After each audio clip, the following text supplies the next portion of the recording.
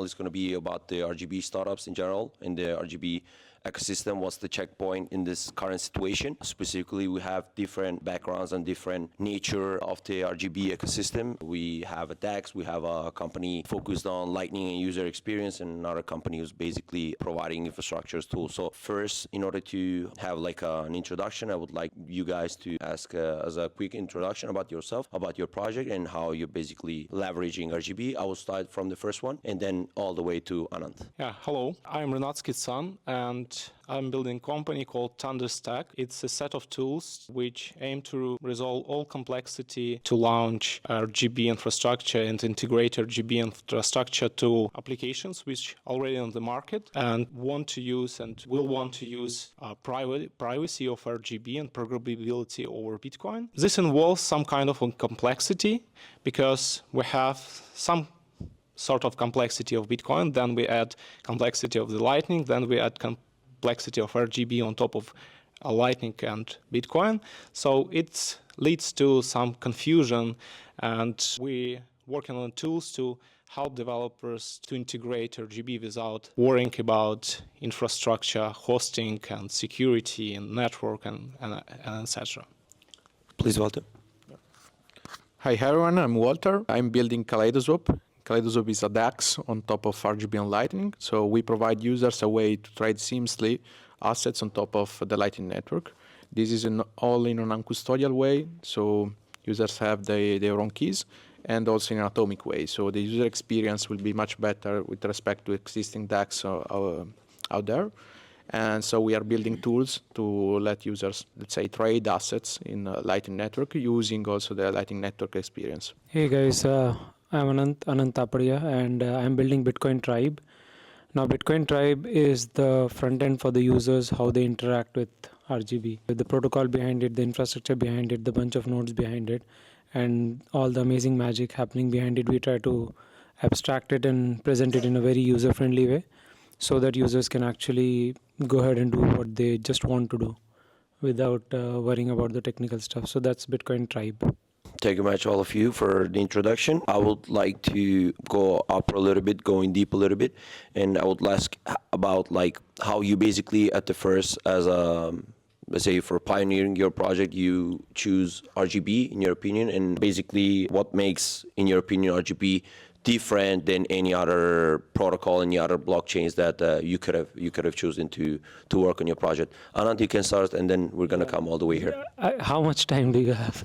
because honestly, we have spent a lot of time, because at the end of it, like, because we are user facing and we talk to a lot of users and we are worried about the real world use case, we have actually evaluated a lot of technologies out there within the Bitcoin space and outside the Bitcoin space. There is a reason we have kind of narrowed down to RGB and RGB Lightning. So yes, the RGB is the most true in terms of the Bitcoin ethos, in terms of how it is completely peer-to-peer. There's no federation involved, there's no side chain and an operator involved, and obviously there's no other blockchain involved, there's no token involved. So there are a lot of benefits to doing it that way, which is not just ideological. There are actually practical benefits where it is way more scalable, way more private, and at the same time, because it's on Bitcoin, it has a longevity to it which probably others can't promise. So probably we can go into further depth, but yeah, RGB we think is the right kind of technology for doing some very important stuff that we want to do. It is symmetric in the way that it is going to benefit the Bitcoin ecosystem, and the Bitcoin brand is going to benefit RGB. So there's quite a good synergetic relationship between Bitcoin and RGB, not just a technical one. Walter? Yeah, so I agree with Renat. So I'm a Bitcoiner, so I would like to build on Bitcoin, not on other shitcoin protocols or other thing. So RGB right now is the most advanced, complex way to implement advanced smart contract on top of Bitcoin without needing to put data on the blockchain and let's say, creating dust for other users. So right now, thanks to the work done from Maxime, of course, and the Bitfinex team and all the LMPBP association, we have a tool that can be used to build the next future for Bitcoin. So letting users to implement and test on a smart contract platform using a completely privacy-oriented protocol. So thanks to the client-side validation and also the way we can use RGB on top of Lightning, users will have a tool and a way to experiment with assets or other smart contract in a real Bitcoin, let's say, experience. So non-custodial, privacy-oriented, and of course benefiting from the Lightning Network. So low fees, and of course also the Lightning fast payments that can arrive from it. So I think RGB is the way to do it, and it's right there, so we can use it for building the next Lightning Finance and Bitcoin Finance. First of all, I do agree with previous speakers. Just I want to add on top that for me, RGB was a kind of new thing because it's totally different from what we saw previously with blockchains. Because in blockchain, you need to publish your data to public ledger and to show everyone your transactions.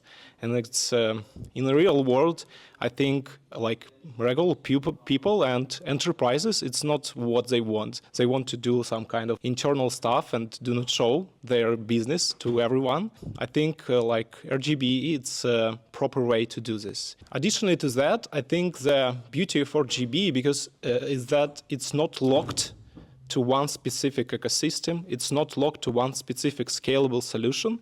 It's just work on top of Bitcoin and any layer built on top of Bitcoin. So currently, on the conference, we saw a lot of people which represent different products and different scalable solutions like ARCs, like Cashew and Fedamins, and we will see much more in the coming years. And the beauty of RGB is that RGB can work on top of all of these layers. It's just solve different thing, which is those layers do not solve. So they solve programmability and privacy, and in really unique way. Thank you very much. So I would like to ask some few specific questions right now. I will start from Walter. Walter, I would like to ask you, what are basically the main advantages to build a trading platform on top of Bitcoin, rather on top of Bitcoin and RGB and Lightning Network as well, rather than doing trading on Ethereum or any other kind of shitcoin, especially after the last cycle that we had the buzzword of DeFi? Yeah, sure. So having the Lightning experience on top of RGB, or let's say using RGB assets to trade on top of Lightning, have a lot of advantages with respect to existing DeFi platforms. So first of all, the non-custodial. Zero time users will need to deposit funds in a custodial system because thanks to HTLC of Lightning, payments and swap are atomically. So basically there is no time where the users can, let's say, lose money in maybe a DEX that could turn off in any time. And also another thing is that, of course, it's non-custodial, so users have their own keys in doing that. And for example, on other platforms like in Ethereum and so on, there are problems due to the blockchain like front running. So let's say another guy that check the blockchain and see the transaction there can front run me, so create a new transaction with an higher fee and take a swap that I'm doing with an advantage for him. In this case, let's say you can also have an advantage from the liquidity on top of the Lightning Network, since users will, let's say, use the Lightning Network to have small fees. So say Lightning have relatively small fees right now. So also, for example, right now to make a swap, I don't know, in Uniswap or other DEX out there, you will need to pay a lot of more than a few sats that right now are on Lightning. Also on Lightning payments, if you have enough liquidity and the pot is, let's say, relatively small, you will have it in a few seconds. So you don't need to wait, confirmation blocks. So these are the main advantages to trade on top of Lightning with respect to existing DeFi out there. And also, for example, other protocols that are trying to do this on top of Bitcoin, like, Ordinals and other thing. Of course, the user experience is definitely bad because you need to wait, confirmation blocks on Bitcoin that you need to wait 10 minutes if you're lucky at least. Or also for other protocols on top of Bitcoin, trading on Lightning will definitely be better for the users. Anand, especially in this conference, we've been talking about a lot about the importance of UX and UI in general. You have a wallet which aims to integrate token assets, RGB related assets, you already did. But since you have an end user approached wallet product, you probably care a lot about UX and UI. What's your approach to basically make in your Tribe wallet UX and UI way better in a way which is going to be a penetration way for the end user? Yeah, so carrying slightly away from like what we just heard, so there is a bunch of complexity in Bitcoin and then Lightning and then RGB. So there are areas in user journey which kind of can be confusing for the user because they don't really have to understand what is coloring of any UTXO and how many UTXO are in RGB account and all that stuff. So the approach we have used is keep the user informed, but do whatever is possible to be, that can be done by the wallet itself. The wallet should do it. So for example, we tell the user that, okay, you know what, the sats that you have are like a fuel for your transactions. So we are not trying to tell them, okay, it will create an UTX and then this will happen. Then it's a fuel, like a fuel you will use in your car. And when you drive, fuel gets used. So when you do transactions, sometimes if the UTXs are already there, it just gets used. And if it is not there, it's like filling up your gas again. So we have taken that kind of an approach where Bitcoin is more, the sats are more in the background. And what you do on top of it with RGB is pure play assets. Like you transfer asset, you send asset, like very simple. To be honest, we have also taken a lot of inspiration from a lot of crypto projects out there because they have been there. They have done some interesting things, some not so interesting things. So we have taken a lot of good parts from there and integrated into Tribe. And if you use Tribe today, you would realize, you'll appreciate the small minor things that we have done, which kind of makes the whole journey simpler. And one of the key other thing is we do talk to the users very often, almost on a daily or alternate basis. We end up, if a user reaches out to us with a problem, we might, have a conversation with them. Sometimes we even call them for a quick focus interview. So listening to users again and again, maybe even seeing them how they use Tribe, and learning from the ecosystem, not just the crypto ecosystem, even the banking apps and others, right? It's worth looking into all of them. Actually, I would like to ask you, how's difficult? What are the main challenges to manage nodes and this kind of, let's say, niche infrastructures that you're basically providing to whoever aims to build on top of RGB? Yeah, okay. Thank you. The first thing, if we talk about RGB over layer 1, over Bitcoin, it's simpler in case of infrastructure, but still you need to know that RGB is off-chain data, and it's a bit different experience rather than like regular Bitcoin wallet, because to restore your ownership over Bitcoin wallet, you need your private key or master seed phrase.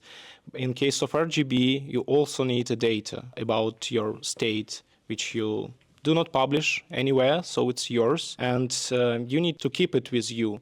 And it's produce some challenges and adoption challenges, because most of the wallets do not design for that purpose. They do not store this data in a phone or on a Chrome extension or on their app. So they just use signature from some wallet. And we designed two products to solve this issue. The first one. So how we build? So we built building blocks which can be you can use multiple of them to build something bigger, or you just can solve your particular problem with one building block. So we have a backup solution which allow you to encrypt your data, and we will handle storing of this data, and then you would be able to restore just using seed phrase. Yeah, it's example how it works on layer 1. If we talk about Lightning, then you face much more challenges, because if we're talking about non-custodial wallet, your users need to have Lightning node. And if you want to use some kind of wallet, you need to provide the custody for your users, or you need to offer your user to run the Lightning node on their end. Then you have challenges to find the provider, hardware, security, and worry about all of that. Based on the Lightning Network experience and the companies which builds the same and resolve the same kind of thing for the broader Lightning Network, not RGB specific, we thought that the cloud approach is most user-friendly, and because most of the companies and businesses wants to delegate this stuff, and it's what we're exactly doing. So we're running cloud provider, and we deploying the nodes. We have multi-tenancy, so we have like some kind of network isolation, so authorization, notification, all of the stuff which users do not worry about. So we just run the nodes on behalf of the user, and they just use it through the like secure interface. You guys, you're all startuppers. You decided to get into the RGB ecosystem. And so my question would be, what's, in your opinion, it's more of a general question to all of you, what's the main difficulty to work from an operational point of view to work on RGB itself rather than like compared to working in Bitcoin in general? You can start, Renat. Yeah, so in my opinion, one of the main challenges is, of course, to be at front to the new development that let's say, RGB is doing. So basically, we are all waiting for the, let's say, mainnet readiness, but of course, we need to wait for be really secure to use these tools. So we don't want users to lose money, of course. Let's say mainnet will come when and if there will be definitely secureness in order to avoid users to lose money. So on Lightning, it started to be, let's say, reckless. So use the tools. For example, LND is still in beta right now, but users is using that. So there will be never guarantees to not having problems right now.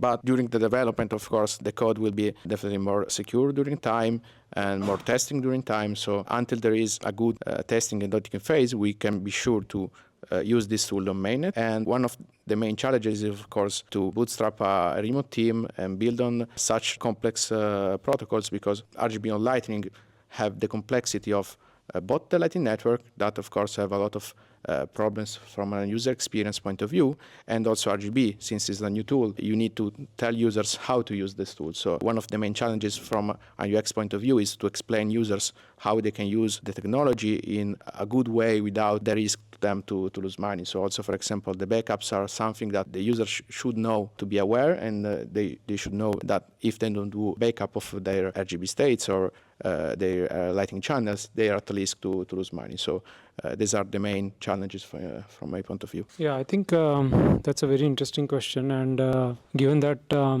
I also have a separate product called Bitcoin Keeper, which is like pure play Bitcoin, I can see differences in both.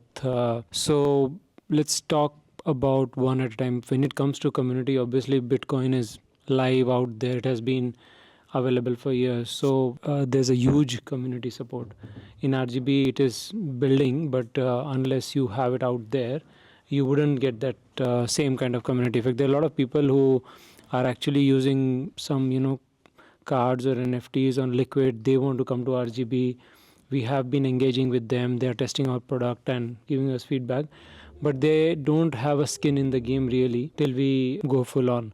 So that's from a user point of view, or getting the users, getting the feedbacks, having a community. When it comes to a lot of other people, when you talk to people who are not aware, like stakeholders, you have to really explain to them that where RGB is currently, what is the roadmap, when is it coming on, and so that's an operational additional friction. That was true for Bitcoin several years back. When you have to talk about Bitcoin, you have to explain everything from scratch. That's the case with RGB today, that you have to explain everything from scratch. You don't have to explain Bitcoin anymore, to be frank. So that's another operational difference even for the developers. Most of the developers that we get are obviously not aware of RGB. So we have to train them up. And if they're not aware of Bitcoin, it's like the Bitcoin and then Lightning and then RGB. So those are the operational differences.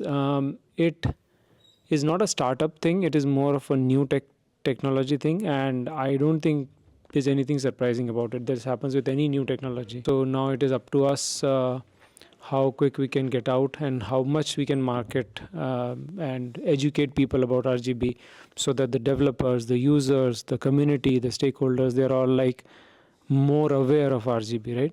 So we need that push, and probably later today we'll talk about some of those ideas. Renat, if you want to say something about this? Yeah, I want to say that from my perspective, what RGB require right now at the moment, it's more simplicity and education and abstract way. We all say that it's like RGB at complexity, but at the same time, the concept of RGB is so simple that everyone can get it, because everyone care about privacy and everyone do not want to show their transaction to somebody and etc. And we can even use simple explanation like a cash, because like RGB in some sense similar to cash, but it's digital. So I think it's not a problem. So we just we need to work on that together. And the second thing which we are going to solve and we are working on is just abstract the technical complexity, and it's also solvable, and yeah, it's what we are doing, because yeah, we have a lot of communities already like who work with Bitcoin and Lightning, and they just want to plug in to RGB and have like RGB community plugin into their ecosystem, etc. And yeah, it's also achievable, and we're going to see this. RGB unlocks new use cases, but we are not yet understand even those use cases. We just need to iterate, receive feedback, and go over again. So we're getting close to end. Last questions. What would be just, I would like to keep it very short, otherwise I'm going to steal some slot from you. Renat, after he's going to have a speech. What's going to be your each individual milestones in your own project? Yeah, I think it's a common milestone for everyone. It's just, yeah, we need to adopt our project to the mainnet RGB version, which is supposed to be really soon. Then, like my personal goal, as I said, is just iterate or users' feedback. So we already built all necessary blocks, and then we just want to receive feedback and iterate over again.